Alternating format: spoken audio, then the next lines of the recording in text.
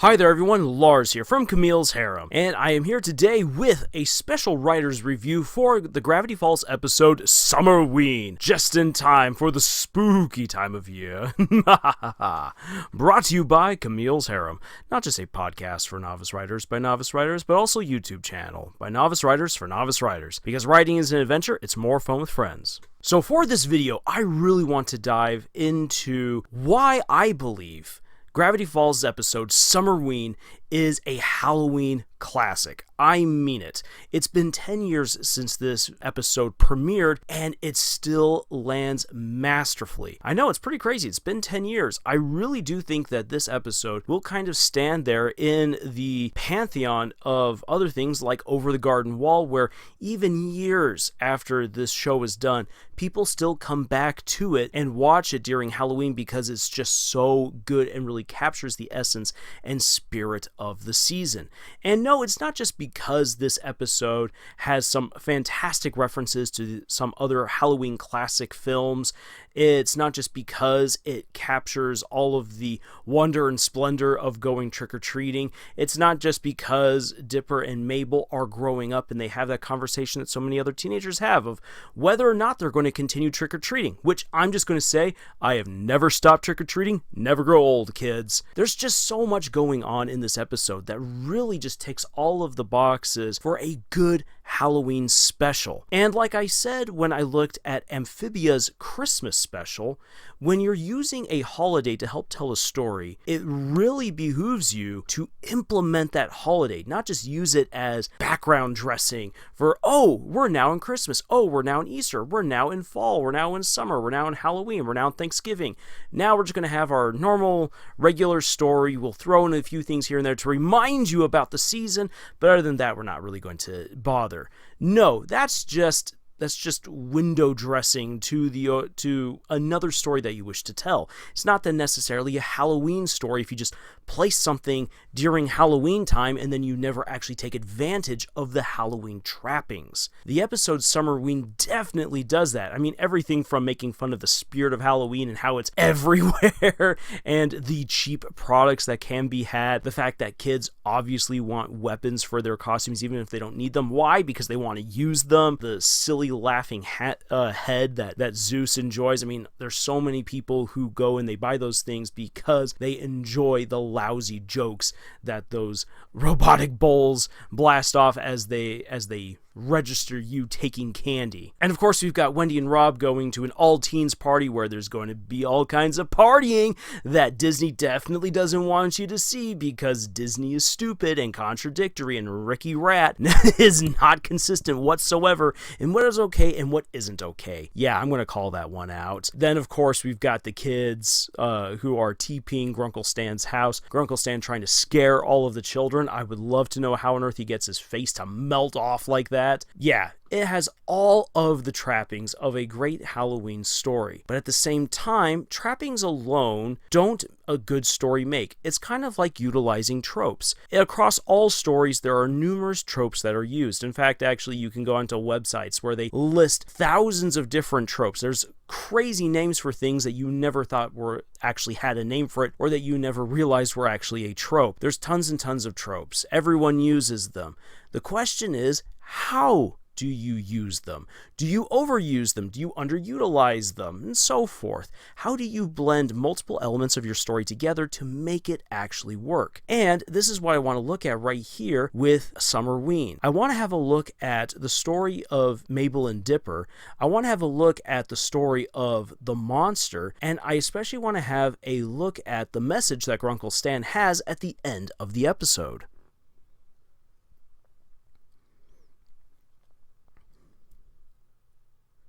So for Mabel and Dipper, Halloween is their favorite holiday.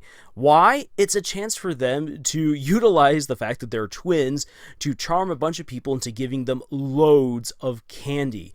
And one of the things that is obvious throughout the entirety of Gravity Falls is that Dipper and Mabel have a very strong relationship. Sure, they fight all the time. It's not always the best. They have misunderstandings.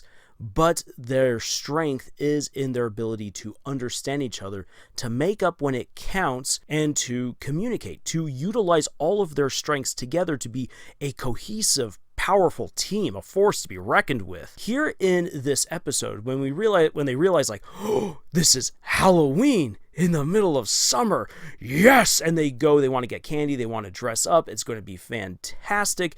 You know that they're just going to be a tour de force when they finally go trick-or-treating. But all of this is shaken up when Dipper finds out that his crush Wendy is going to a party, but not just going to a party, she has invited him to the party. This works on many different levels, because up until this point, we have learned that Dipper wants to grow up quickly. Why? Because he wants to be taken seriously as someone who has a bunch of crazy ideas and theories bouncing around his head, and everyone always just treats him as a weird, crazy kid. He wants to be taken seriously, and he thinks that being an adult will help him to achieve that. On top of that, Dipper wants to date Wendy. He has a crush on her, and he recognizes that there's an age difference. He's really embarrassed about that. Imagine if she saw him as more mature. That would be fantastic. Maybe he would have a shot with Wendy. And then also, he just wants to make good older friends. And we definitely see that in season 2, where Dipper really gets in with the older teens and they accept him as one of their own. That happens later, but this he sees as a chance to really get in with all of the older teens and really become part of that group. So for Dipper, this is a fantastic opportunity. This is a great invitation. However, it means that he will have to leave Mabel. And on top of that, Wendy makes it sound like she looks down on people who go trick-or-treating. So if he wants to be accepted as one of the group, if he wants to have a chance with Wendy, if he wants to look mature, that means he's got to put off all that childish stuff and stop going trick-or-treating with his sister, which is kind of a selfish act on his part because he and Mabel just work so well together. And it's also very short-sighted on Dipper's part because, as Mabel says, you're only young for so long. You can only enjoy Halloween for so long. And that is actually where I think this episode has its greatest strength. It doesn't answer this long-standing debate about when you're too old to go trick-or-treating. In fact, this is a question that has been manufactured by American society that's been raging for decades. Trust me, I could go into the history of how we actually got to trick-or-treating. If you would like me to do a full-on episode just about the history of trick-or-treating, of Halloween in America, and what that has actually created in terms of culture and stories, please let me know, because I'd definitely be willing to do that kind of a video, but that is one that definitely goes in a slightly different route than simply reviewing stories or giving storytelling advice. But suffice it to say, this is a question that so many people have grappled with. I mean, for myself, I still enjoy going trick-or-treating, even as an adult, and some of my best trick-or-treating memories are as an adult. But I also have great trick-or-treating memories as a kid, as a teenager, and it's something that's like, there's a spark of childhood and of wonderment in the act of going trick-or-treating and really buying into Halloween. But there are those people who, as they grow up, the wonder and awe of very smelly prosthetics and makeup just kind of falls away. The costumes become trashier until there's really no need for costumes, and you then just say, hey, you know what? I've grown up beyond that. But in this episode, we also see that many of the adults in Gravity Falls are buying into this. Grunkle Stan says that people in Gravity Falls love Halloween so much that they want to have it twice a year. And so all of the adults are getting into this as well. They enjoy that spirit and wonder and awe and childhood terror of just getting really into Halloween. And really, there's so many different reasons why anyone would really want to enjoy this particular holiday. The episode leaves it up to you as the viewer to really think about it. Are Dipper and Mabel getting too old to go trick-or-treating? Or are they taking this maybe a little bit too far? What about all of the people in Gravity Falls? Are they just being weird? Or are they really tapping into something right here? Are they actually getting into the spirit of the holiday season more so than anyone else maybe outside of their town? In the Stormlight Archives series, one of the best characters in the series, Wit, or as he's also called, Hoyd, poses a very interesting statement. Not a question, but a statement to one of the main characters, Kaladin, in regards to telling stories, because Wit has told him all these different kinds of stories throughout the runtime of the series, and Kaladin at one point's like, I get that you're trying to help me out by telling me stories, because you only ever tell me stories when I'm really going through a very hard time, but what the heck am I supposed to get out of this? You've just told me a story of a guy trying to outrun a storm. That makes no sense to me. Why should I bother listening to the story? To which Wit responds, stories aren't there to give you answers. They're there to give you questions. They're there to make you think. And by thinking, you will figure things out for yourself. And honestly, that is a brilliant way to have a look at this episode, Summerween. Because when it comes to Halloween, there are so many people who say, yeah, you know what, that's a childish thing to do. I've had enough. There's so many people who enjoyed Halloween at one point, but now that they're crotchety old adults, they don't want to be a part of Halloween. They happily turn off all of their lights so that way no one comes and knocks on their door, even though they are wide awake and they don't want to give out candy. But then there's also all those people who dress up, who celebrate Halloween, but maybe don't go all in on it. Maybe they decorate, but then they don't participate in the trick-or-treating. There's many different places where people land when it comes to Halloween. And the question is, are they wrong? Are they right? For each person, they will have their own answer. Summerween doesn't seek to answer that question, but instead it seeks to give that question to you. Where do you stand on the subject of Halloween? Now, I know that sounds really meta. Some people might be a little bit upset, like, Lars, why aren't you actually just answering the question already? Well, for me, I love Halloween. It is my second favorite holiday, right behind Christmas. I love Christmas, but I especially love Halloween because it's just, there's something magical about this time of spookiness. I really do enjoy it. I enjoy dressing up. I enjoy decorating. I enjoy going trick-or-treating. I enjoy seeing other people just really get into it. There's so much you can do with Halloween. And this episode, Summerween, really embraces that. You get to see so much going on. But at the heart of just all of this action, all of this beauty, and so many details crammed into the background of this episode, at the heart of it is the question, are Dipper and Mabel really becoming too old to go trick-or-treating? Now, the next thing I want to get to as far as why this episode is an absolute Halloween classic is the monster. When it comes to monsters, what you want to do is you want to make sure that you don't give too much away about what they are, who they are, what they look like from the beginning or even halfway through the story, because the more that we see of the monster, the more we begin to scrutinize what it is, and we're not really horrified by it. When we're introduced to the Summerween trickster, we see this large scarecrow guy with this happy smiley face thing attached to him, and he is threatening Dipper and Mabel, saying they must collect 500 pieces of candy or die. And he eats a child to emphasize that he means business. And then he disappears, cackling and crawling away really creepily like. Well, we get to see the Summerween trickster again and again throughout this episode. He is used sparingly within the runtime, so that way we don't see too much of him, but by the time that we're getting to the end of the trick-or-treating hour, it's almost too late. The last jack-o'-lantern's about to go out. We've seen the Summerween trickster a fair number of times, and we've gotten used to what he looks like and how he acts. The thing, though, is that once the last jack-o'-lantern goes out, and now, or jack-o'-melon, whatever you want to call it, once that last light goes out, he comes to collect. And it's at that time that he begins to take on a very different shape. As he captures the kids, he's getting ready to eat them. Zeus comes, barrels right through and breaks them apart. And you're like, oh, well, he was defeated. I mean, obviously we've got some runtime, so we know it's not over yet. And then when he pieces himself back together, which is really creepy, it's a great, like, the Thing kind of way, where all of the bits of the Thing rush into the main host, that way it can repair itself. Ooh, it all comes back together, and now I have this monster who chases after them relentlessly, takes out Zeus's truck, and begins hunting them within the Summerween store. So the monster has changed. We've seen plenty of him, but now he's changed into something different. So now we just have this monster that can grow various limbs, can heal himself and everything like that. Well, then when the kids go and attack him to try to get Zeus out of his stomach, well, then suddenly that's when we get the final revelation. This monster is candy.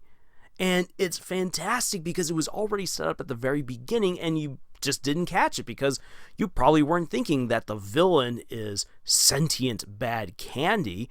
But when Dipper's all like, what do we have all this loser candy for? Goodbye, loser candy. Gets rid of the candy, and that angers this monster who for decades has been feeling just absolutely rejected and thrown away, which, yeah, plenty of kids throw away candy. This is a great idea right here. What if all the candy that kids rejected all just came together in some horrifying amalgamation and began hunting the children who didn't eat that candy? I mean, it's pretty great. And you're like, holy cow. So now we have this massive sentient blob of candy that's going to eat these kids, and then Seuss just eats his way on out of the candy. And I mean, that could be the end of the Summerween Trickster, but really what ends the monster is a show of love. That Seuss is like, well, I'm still eating this candy. I mean, it's a little bit awkward that you're crying, but I guess I'm still eating. There he goes, eating that candy, and thereby he defeats this monster because that's all the monster ever wanted. Which again actually harkens back to a classic trope for many monsters in Hollywood, that what these monsters are really looking for is love and acceptance. That was the way that many monsters were portrayed from the 1920s to the 1930s, and even a lot of monsters from the 1950s, that they're just misunderstood. And that's what the Summerween Trickster is. So it's great because even though we get to see plenty of this monster, we're constantly getting reveals that slowly lead to what he actually is. And then on top of that, how he's defeated is just very classic Hollywood monster style. So plenty of great elements to just make a fantastic monster. The last thing to touch on and why I think that this episode is ultimately a classic is because at the very end of the episode, after we've gone through all of this stuff with the Summerween Trickster, with Dipper trying to go to the party where Wendy's at, and it turns out that if he had gone, it ultimately would have just been a mess because Robbie had to go home sick after trying to eat a lollipop backwards, and things just fell apart there. So Wendy's back bored at the Mystery Shack. Grunkle Stan has had a showdown with the kids who he tried to scare, and you get the great psycho sequence right there where the kids come on in and you get the fleep, fleep, fleep, but this time it's not the knife that does the slaying, but that hot Grunkle bod. But so after all the stuff that goes down, the family is all together. Friends and family alike are there around the television set watching a classic monster movie. And Grunkle Stan says quite simply, Summerween isn't about candy or costumes or even scaring people. It's a day when the whole family can get together in one place and celebrate what really matters. Pure evil! Now, I know that Alex Hirsch said that one of the things he wanted to do with Gravity Falls was set up episodes where it seems like there's going to be some sort of profound message, like what you would have gotten at the end of Care Bears or Berenstain Bears or Gummy Bears. Why are all the bears giving us the heart-filled messages? In any case, he wanted to take that formula of a heartfelt message at the end of a great adventure and turn it on its head. So rather than saying that Summerween or Halloween is all about having fun, getting to be there with friends and family, enjoying candy, frightening people, that's about pure evil. Well, there's actually kind of something to that, because yet again this taps into kind of the spirit of Halloween. You see, a lot of people enjoy Halloween, but within the Western Christian world, a lot of the elements of Halloween actually go against what should be core beliefs of Western society, and yet people really dive into it. Well, why is that? Well, it's because Halloween provides people with that chance to enjoy something spooky and different from every other day of the year, where you're supposed to act a certain way, you're supposed to look a certain way, you're supposed to be focusing on more wholesome things. Halloween gives you a chance to buck those trends and enjoy something entirely different. And if done right, everyone benefits. Everyone gets candy, everyone gets frightened, everyone has a good time. And again, this actually taps into origins of Halloween itself, which again, if you want me to do a video about that, please let me know in the comment section below. But in this little message right here, I think that Alex Hirsch and his gang, even though they meant to just have a good joke right here and pull the rug out from under you, I think that they unwittingly tapped into, again, an essential element of what Halloween is. And so from the message of Dipper and Mabel and the open-ended question for all of us about if you are too old for Halloween or if Halloween's for you, that's there. We have truly a classic monster in just given in fantastic fashion, utilized wonderfully in terms of pacing, timing, how much is revealed, the twists and the turns, the origins, how it's defeated, is all fantastic. And then blatantly saying an element of Halloween out loud that a lot of people can't really put into words because, well, that's just not something that we normally do. Halloween is Halloween. So you take these three things and you wrap it up with just so many fantastic horror references, fantastic background animation of just people really getting into the Halloween, or in this case, Summerween spirit, the trick-or-treating, the frights, the jokes. It's all on point. This episode encapsulates everything that we look for in a great Halloween story. And that is why I think that even 10 years after it's premiered, this episode is a classic. And I think that in another 10 years from now, it will still remain a classic, powerful Halloween episode. And I look forward to that. I look forward to watching it 10 years from now and just being like, wow, that was amazing. So I think I've waxed eloquent long enough. I want to hear from you guys what you think of this episode from Gravity Falls. And are there any other Halloween specials that you might want us to have a look at before we reach the spooky day of Halloween itself? Please let us know down in the comment section below. And if you are a novice author looking for some good solid writing advice, please feel free to check out our podcast, Camille's Harem, found on Podbean, iTunes, Google Play, Spotify, the works. We have writing exercises for you to check out over at our Pinterest page, and we would love for you to join our ever-growing community of novice authors. Links for all that and more are down in the description below, along with some special goodies if you wish to check them out. And until the next video, y'all, thank you for joining us on this spooky, frightening, awful, but in the best way possible adventure that we call writing. And tschüss.